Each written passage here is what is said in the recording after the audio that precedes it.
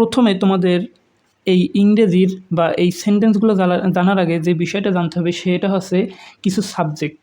আমরা সাবজেক্টগুলো তোমাদের একটু বলে দিচ্ছি।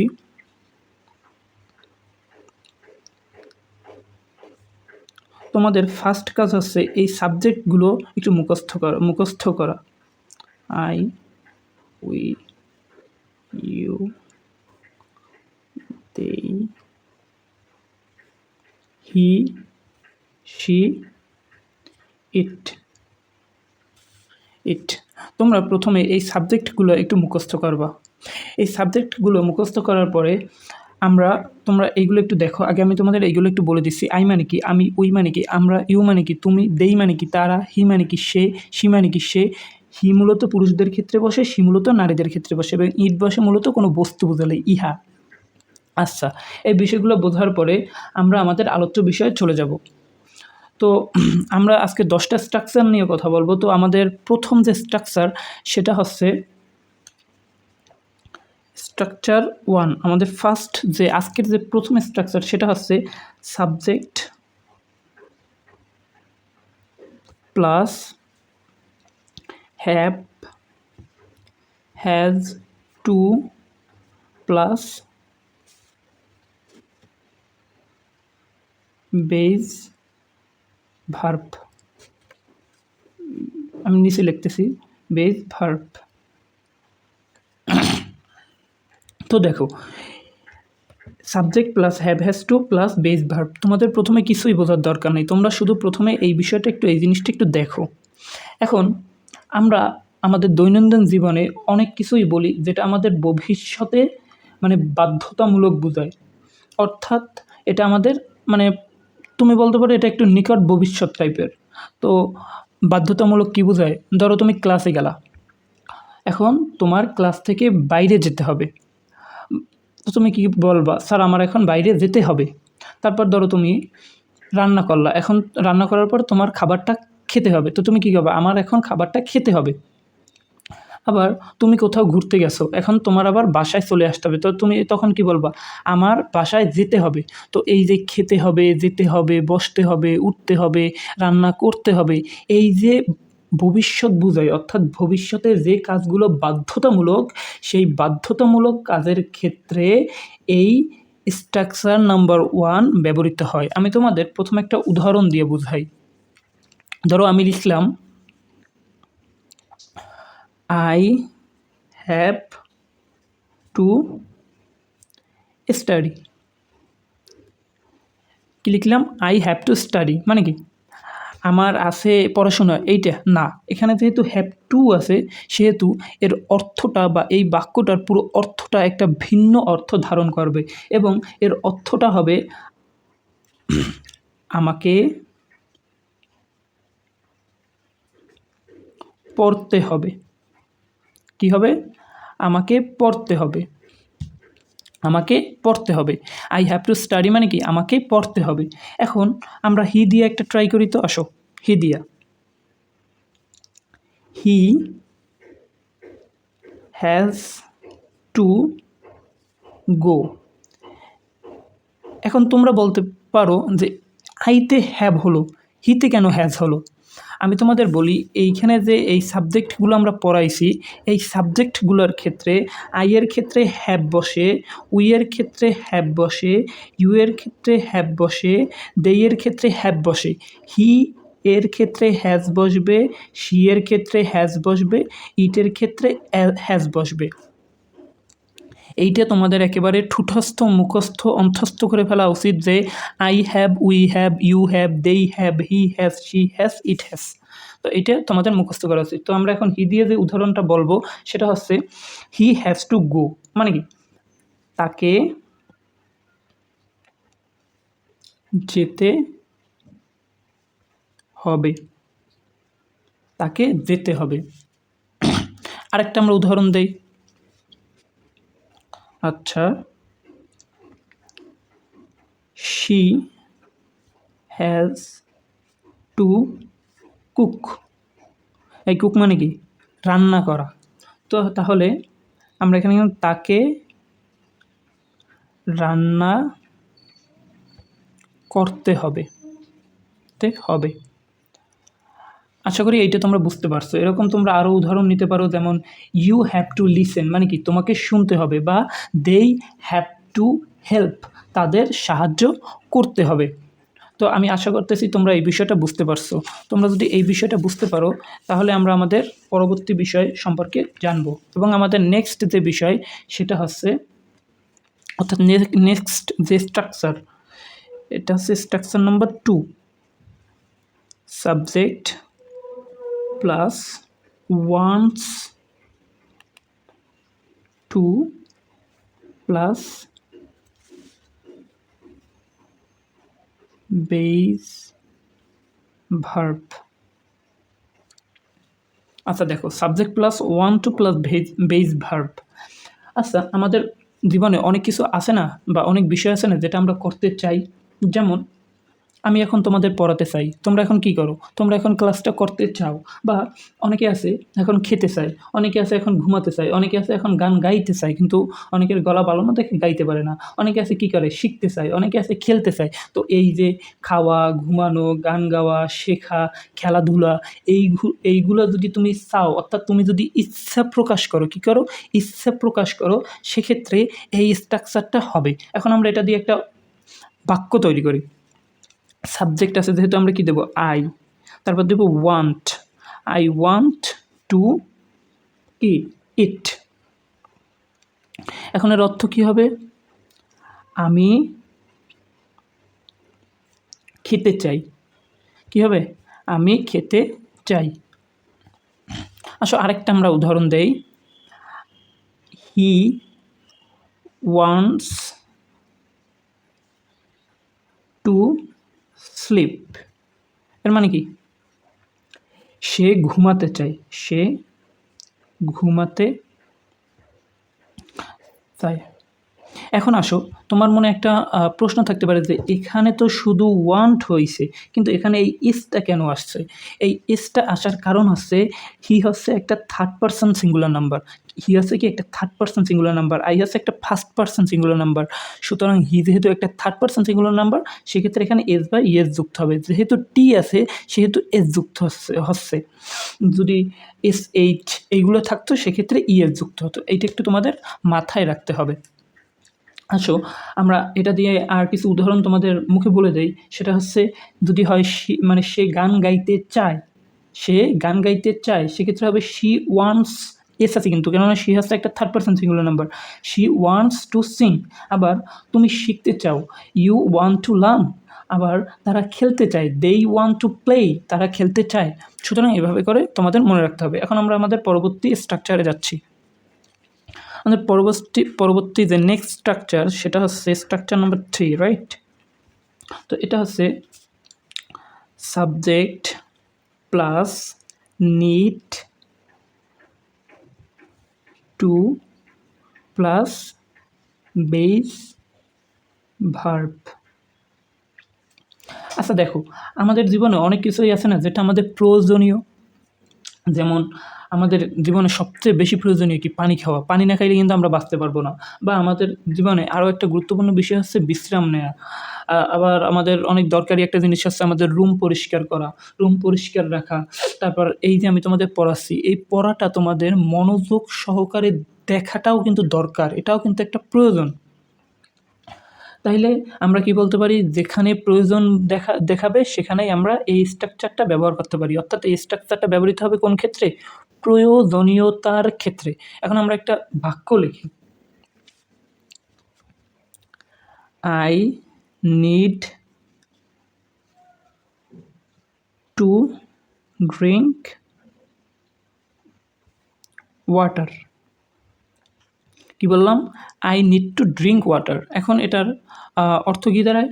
আমার পানি খাওয়া দরকার, আমার পানি খাওয়া দরকার। ইটস টু রেস্ট মানে কি? তার বিশ্রাম নেওয়া দরকার। আবার আমরা আরেকটা উদাহরণ নেই, she needs to clean the room মানে কি? তার রুম পরিষ্কার করা দরকার। বা you need to focus, focus মানে কি তোমার মনোযোগ দেওয়া দরকার। আবার দেই নিড টু কি বলা যায় গো, তাদের যেতে মানে তাদের যাওয়া দরকার। আবার আমরা যদি এইটার বলি দেই হ্যাভ টু গো মানে কি তাদের যেতে হবে। আশা করি তোমরা এটা বুঝতে পারছো। তো আমাদের তারপরের যে বিষয় সেই বিষয়টা হচ্ছে স্ট্রাকচার নাম্বার 4। কি স্ট্রাকচার নাম্বার 4? তো দেখো এইটা খুবই মানে সহজ একটা জিনিস, সেটা হচ্ছে subject plus can plus base verb. আচ্ছা ক্যান মানে কি পারা, জিনিসটা বুঝো। ক্যান মানে কি পারা, পারা অর্থাৎ কোনো কিছু যে করতে পারে, অর্থাৎ সক্ষমতা বা অনুমতি যদি বোঝায় সেক্ষেত্রে এইটা ব্যবহৃত হবে। যেমন আই ক্যান সুইম মানে কি আমি সাঁতার কাটতে পারি। আবার হি ক্যান রান ফাস্ট, সে দ্রুত দৌড়াতে পারে।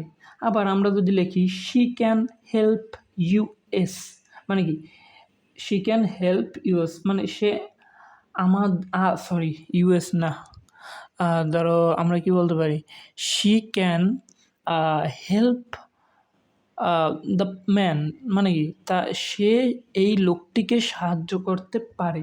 বা ইউ ক্যান ডু ইট তুমি এটা করতে পারো। বা দেই ক্যান খাম নাও মানে তারা এখন আসতে পারে। দেই ক্যান খাম নাও তারা এখন আসতে পারে। আচ্ছা আরেকটা জিনিস, এই ক্ষেত্রে কিন্তু আবার এই ক্যানের সাথে কেউ একটা এস লাগাই দিও না। এই ক্যান কিন্তু একটা মোডাল অক্সিলারি, সুতরাং ক্যানের সাথে কখনো এস বা ইয়েস হবে না, এটা জানি মনে থাকে। তারপর আমরা এরকম সিমিলার আরেকটা শিখতে পারি, সেটা হচ্ছে সাবজেক্ট আমাদের স্ট্রাকচার নাম্বার 5 সেটা হচ্ছে সাবজেক্ট প্লাস শুড। এই দুইটা একটু সহজ আছে, অর্থাৎ কমন ভার্ব। এখন দেখো আমরা একটা উদাহরণ দেই। আই শুড মানে এই শুড বলতে কি বোঝায়? শুড মানে কি উচিত। এটা সহজ আছে, এটা আমি মনে করি তোমরা পারবা। তো আই শুড লার্ন মানে কি আমার শেখা উচিত। আই শুড লার্ন মানে কি আমার শেখা উচিত। বা তুমি বলতে পারো হি শুড ইট লেস মানে কি তার খাওয়া কমানো উচিত। বা শি শুড ট্রাই গেইন মানে কি তার আবার চেষ্টা করা উচিত। তো এইগুলো হচ্ছে শুড দিয়া। এখন যে স্ট্রাকচার নাম্বার 6 এইটা খুবই গুরুত্বপূর্ণ, সুতরাং আসলে আমরা স্ট্রাকচার নাম্বার 6 সম্পর্কে জানি। আচ্ছা দেখো subject plus would like to plus base verb. আচ্ছা তুমি ধরো একটা বাসায় গেল, অর্থাৎ তোমার বন্ধুর বাসায় গেলা। এখন তোমার আন্টি আসলো মানে মানে তুমি আন্টিকে দেখতে পাইলা বা আঙ্কেলকে দেখতে পাইলা। এখন তুমি কি তাকে বলবা আমার এক গ্লাস পানি দেন দিই, বা আমার এক গ্লাস পানি দেন তো, এরকম তো বলবা না। তুমি বলবা কি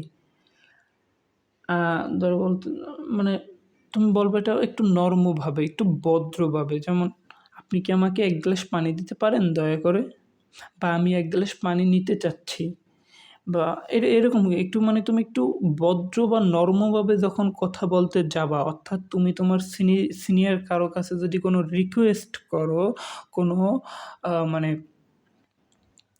কোনো কিছু চাও, সেক্ষেত্রে তোমার একটু নরমভাবে চেতে হবে। সেখানে তুমি ওই I want to get a good job, আমি একটা ভালো আই ওয়ান্ট টু ইট, আমি খেতে চাই, এরকম বললে হবে না। বলতে হবে আই উড লাইক টু ইট, আমি এখন খেতে পছন্দ করব। এরকম একটু ভদ্রভাবে বলতে হবে। তো আমরা প্রথম উদাহরণটা দেই একটা, I would like to have a tea. I would like to have tea মানে কি আমি চা খেতে চাই, আমি চা খেতে পছন্দ করব, বা আমি চা খেতে চাই। কিন্তু এই কথা বলাটা হবে একটু ভদ্রভাবে। তুমি যখন এই উড লাইক টু ব্যবহার করবে তখন কথাটা হয়ে যাবে একটু নর্মভাবে বা ভদ্রভাবে। যেমন he would like to speak, মানে সে এখন বলতে পছন্দ করতেছে বা সে এখন বলতে চাচ্ছে। তো এই উড লাইক টু থাকলে কোনো কিছু ভাবে বলা এরকম বোঝাবে। তারপর এখন আসো আমরা আমাদের স্ট্রাকচার নাম্বার 7-এ চলে যাচ্ছি। আমরা যাচ্ছি আমাদের স্ট্রাকচার নাম্বার 7-এ। স্ট্রাকচার নাম্বার 7 দেখো, স্ট্রাকচার নাম্বার 7-এ তোমার যে জিনিসটা বোঝাবে সেটা হচ্ছে মানে কোনো কিছু ভবিষ্যতে মানে মানে তুমি করতে যাচ্ছ এরকম কিছু বোঝায়। মানে তুমি ভবিষ্যতে কিছু করতে যাচ্ছ, একেবারে করতে যাচ্ছ। আমি তোমাদের বারবার বলতেছি, যেমন আমি তোমাদের একটা কথা বলি, যেমন আমি খেতে যাচ্ছি, তুমি কি বললা আমি খেতে যাচ্ছি, তো এটা কি তুমি এখন পর্যন্ত করো নাই, বাট তুমি এখন করতে যাচ্ছ। তো এইসব কথার ক্ষেত্রে আমাদের যে স্ট্রাকচারটা হবে সেটা হচ্ছে subject plus am, is, R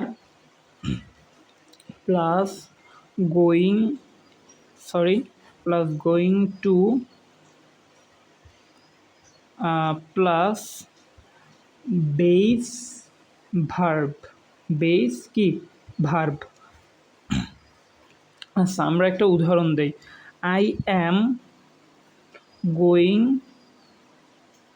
two play, মানে কি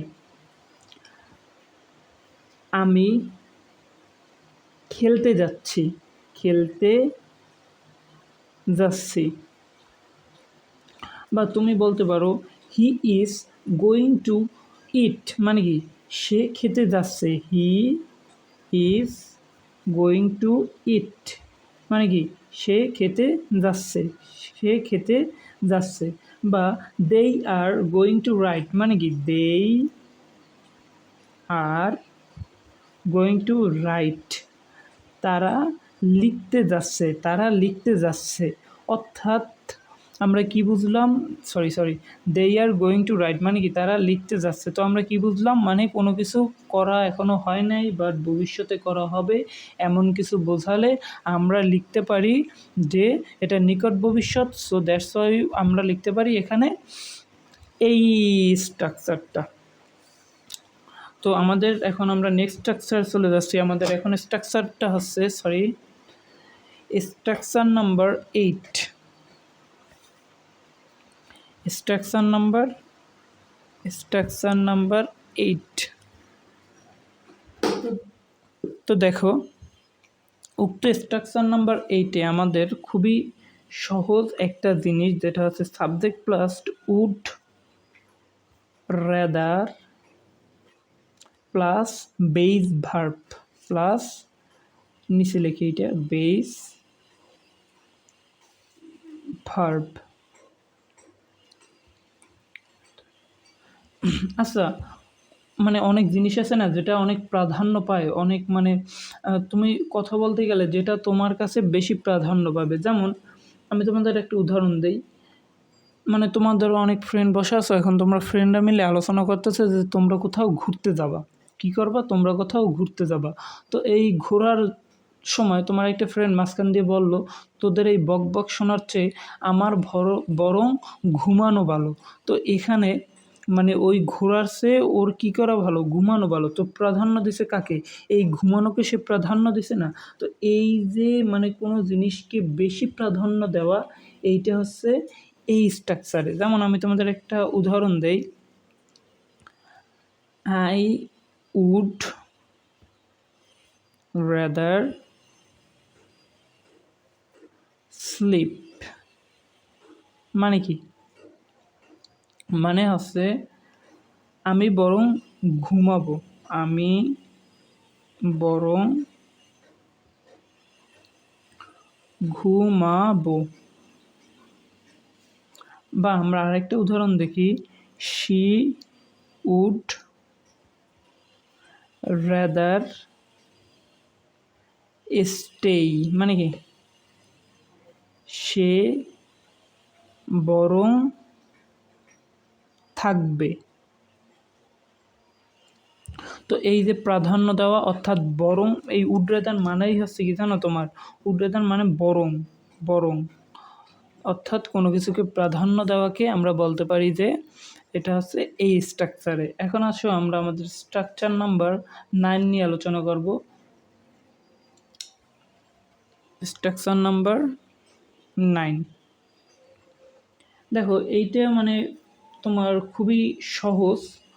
এটা হচ্ছে গিয়ে তোমার কোনো কাজ ধরো সবেমাত্র শেষ হয়েছে, কোনো কাজ সবেমাত্র শেষ হয়েছে, যেমন subject plus has, has have plus just plus past participle. আমরা এতক্ষণ যেগুলো করছি সেগুলো কিন্তু সবই ছিল মানে বেস ভার্ব, কিন্তু এটা হচ্ছে পাস্ট পার্টিসিপেলে। যেমন আমরা একটা উদাহরণ দেই, আই হ্যাভ জাস্ট ইটেন মানে কি, আমি সবেমাত্র খেয়েছি, তো মাত্র কাজটা শেষ হয়েছে, আমি সবেমাত্র খেয়েছি, মাত্র কাজটা শেষ হয়েছে। তো তোমাদের বাসায় কাজ আছে, তোমরা এইগুলো আমি তোমাদের ভার্ব দিয়ে দিচ্ছি, তোমরা এইগুলো একটু বাসায় বসে প্র্যাকটিস করবা।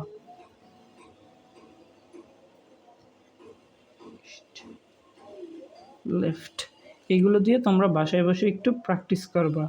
তো এইগুলো যদি তোমরা বাসায় বসে প্র্যাকটিস করো তাহলেই তোমাদের এইটা ক্লিয়ার হবে। আমি তো সবই করাই দিছি, তো এইটা একটু প্র্যাকটিস করবা। আচ্ছা, তোমাদের মধ্যে অনেকেই আছো না যারা পাস্ট টেন্সে কথা বলতে ভীতি কাজ করে, যারা পাস্ট টেন্সে কথা বলতে পারো না, অর্থাৎ যাদের স্পোকেন, তারপর রাইট রুট রিটেন এগুলো মনে থাকে না, তাদের জন্য একটা সহজ ও সাবলীল উপায় হচ্ছে এই স্ট্রাকচার নাম্বার 10।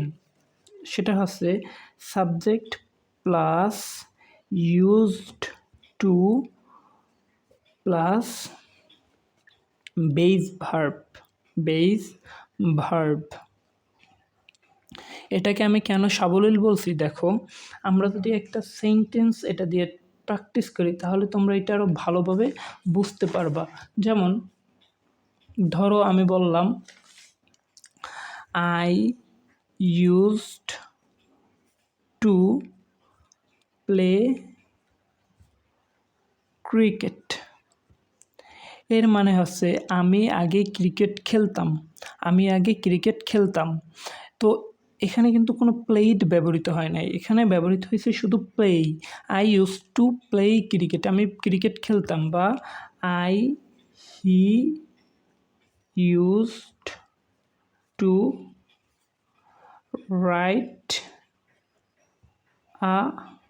রাইট লেটার, সে চিঠি লিখতো, কিন্তু এখানে রাইট রুট হয় নাই। তো এই যে মানে তুমি যদি চাও তাহলে এই প্লেড না লিখে, স্পোক না লিখে, রোট না লিখে সহজভাবে তুমি পাস্টে নিতে পারো এই স্ট্রাকচার দিয়ে।